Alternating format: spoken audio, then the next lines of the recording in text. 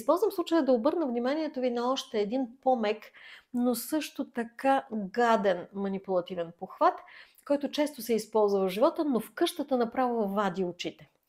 Отричане на смисъла на действието от този, който го извършва. Звучи сложно, но вие всичко ще разберете. Ще ви дам след малко само един видеопример, а вие си подберете другите, защото ще започнете да осъзнавате този манипулативен похват. Примерно, един от съквартирантите току-що е обидил друг съквартирант, но добавя: аз не искам да те обидя. Тоест, ако ти си толкова тъп, че да се обидиш, проблемът си е твой, аз не те обиждам. Когато не искаш да обидиш някого, обаче, просто не го обиждаш. Държиш се внимателно и деликатно.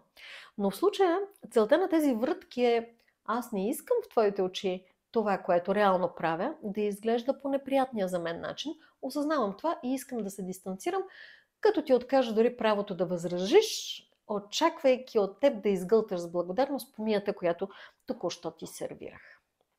Ето и видеопримера, който се отнася за ситуацията с Атижа.